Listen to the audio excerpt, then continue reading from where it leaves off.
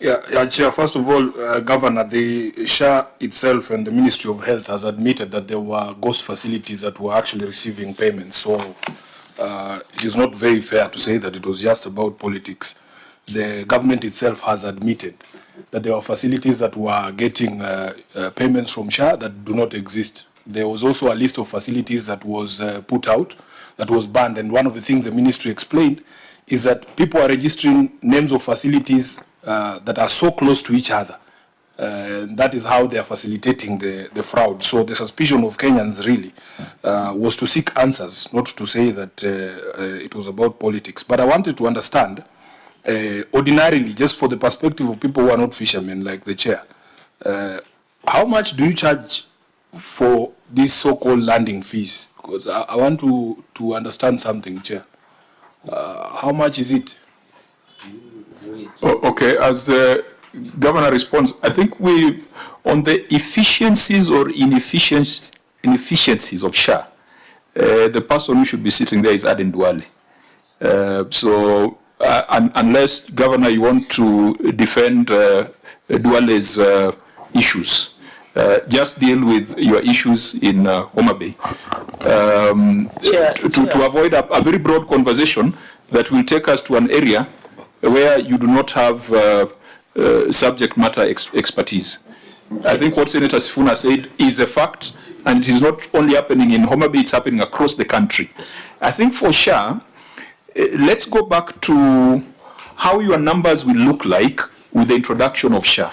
I think that's an important thing for us to understand from Homa Bay. Chair, you made me forget one other thing. In the disclosures themselves, if you look at note number 8, which covers the hospital fees, Governor, you have attributed the bulk of the money from, in terms of the income for the facilities, to payments from insurance and SHA. Now, you have only disclosed level 4 hospitals.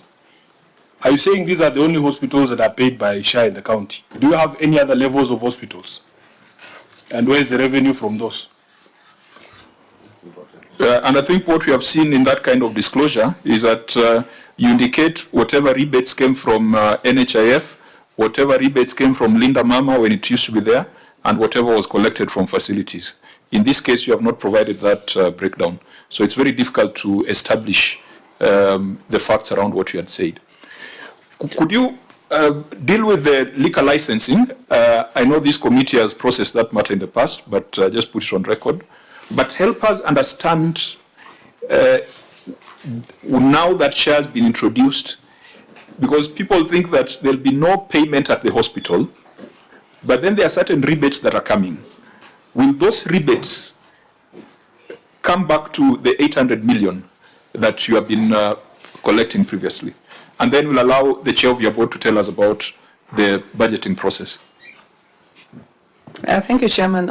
In terms of liquor license, you remember, Chairman, our first meeting in KICC, one of the things we were put to task on is whether we had mapped our facilities and whether we were, ready to push an improvement in that particular revenue stream.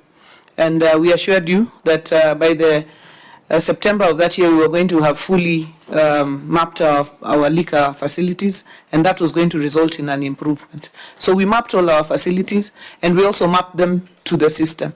So we have been able to push increase in liquor licensing by mapping all the liquor facilities, and also through the support by the Revenue Board and the reviews, the monthly reviews of what revenues we are receiving. That is what has resulted in that push.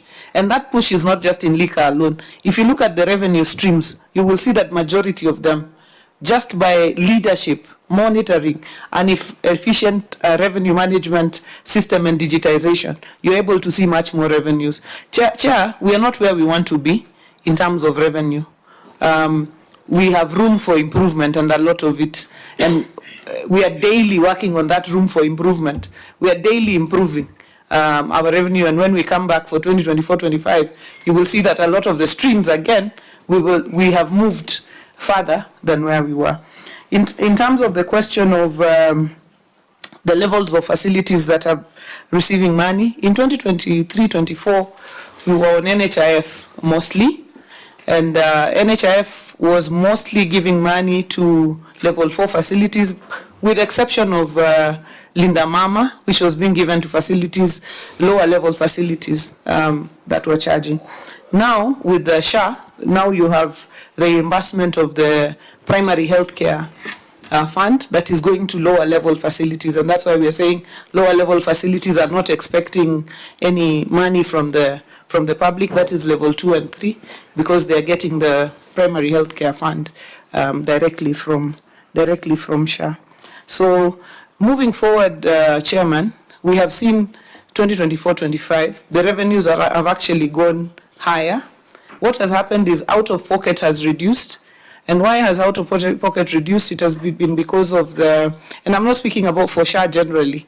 And the reason I also responded to the issue of Nyandiwa was I was responding to the specific Homa Bay question. And even the politics I was referring to was specific Homa Bay politics, not necessarily national politics in that sense. So what we have seen in 2024-25 is an increase. Why? Because, and a reduction of out-of-pocket expenditure, but an increase in the amount of reimbursement. This is because SHA has removed the waiting period. The 2 months that you had to wait, the 60 days that you had to wait in NHIF. So if I arrive at a facility and I need to, spend 10,000, but my SHA for the whole year is 6,000, I will pay SHA for 6,000 and then I will receive treatment. So this has seen more people paying in the SHA, and therefore the amount of money that the hospitals are receiving in reimbursement has grown. And the amount of money people are spending on out-of-pocket has reduced. Not for any reason, just because people can pay immediately and get services. The viability of that, or the question of its sustainability and so on, I think that's what you said is a different question, and is a question to be answered by a different person. There's a capitation. Is it 9,000 on average? It is 900 shillings. So what does that mean? Is that what reverts back to the facility? Yes, that is paid to the facility on the basis. Per visit or annually? No, is it per quarter? It's per person annually. It's per person annually. Annually. Yeah. So is that equivalent to the reimbursement that you're talking about? Primary healthcare fund, yes, for the primary healthcare. So 900 per person annually means that you need 1 million people to make the 900 million that you're making now. A lot of the 900 million is based on SHIF. It's the insurance part, where you conduct a surgery, and one surgery will be 70,000, 100,000, even 200,000 sometimes. So a lot of that is in the category of the insurance, not of the primary healthcare fund. Okay. That is the level 4 and above. Senator Wambua? Chair, now, if this was answered when I was out, then it's okay. I'll get it from the Secretariat. But I'm just wondering, Chair, from the disclosure, the entire amount of money that is declared from the health sector as a source of revenue for the county, the entire amount comes from level 4. Is it to say then nothing was received from any other health sector facility? The entire amount to the cent comes from level 4. It's a good question. It was asked by Senator Sifuna. I think the governor has addressed it. That was Linda Mama from lower facilities. But what the governor has not accepted is that they ought to have broken this down. Receiver of revenue as